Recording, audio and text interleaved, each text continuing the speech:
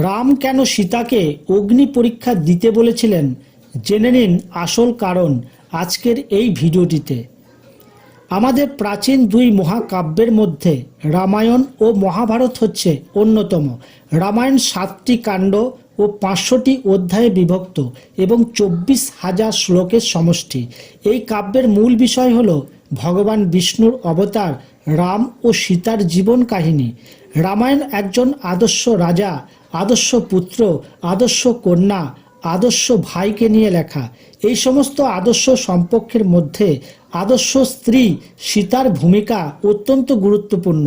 সীতার ভূমিকা তখনই আরও বেশি গুরুত্বপূর্ণ হয়ে ওঠে যখন তিনি তার পবিত্রতার প্রমাণ দেওয়ার জন্য আগুনের মধ্যে দিয়ে হেঁটেছিলেন।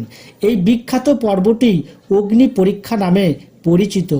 অনেকের মনেই প্রশ্ন জাগে, সীতা পৃথিবীর সবচেয়ে ধার্মিক মহিলা, এরপরেও কেন ভগবান রাম সীতাকে অগ্নি পরীক্ষা দিতে বলেছিলেন?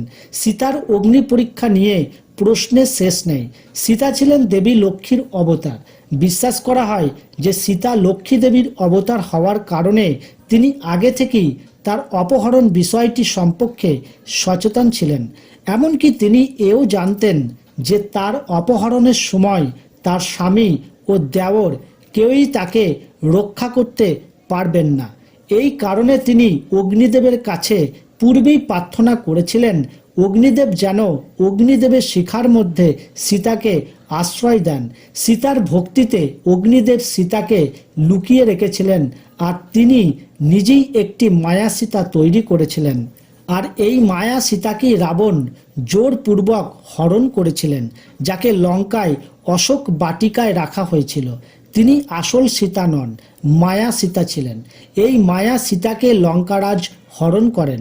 ভগবান রাম সীতা সম্পর্কিত এই গোপন তথ্যটি জানতেন, কিন্তু তিনি মানুষকে একটি ধর্ম শিক্ষা দেওয়ার জন্যই লঙ্কেশ্বরের বিরুদ্ধে যুদ্ধে অগ্রসর হন।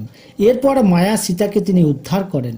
সকল যুদ্ধ শেষে যখন প্রজাদের মনে সীতার সতীত্ব সম্পর্কে প্রশ্ন আসে, তখন ভগবান রাম সীতাকে অগ্নি পরীক্ষা দিতে বলেন। রাম জানতেন যে মায়া সীতার অগ্নি কোনো রূপ ক্ষতি হবে না, আর অগ্নি মায়া সীতাকে ফেরত নিয়ে আসল সীতাকে রামের হাতে সমর্পণ করেন।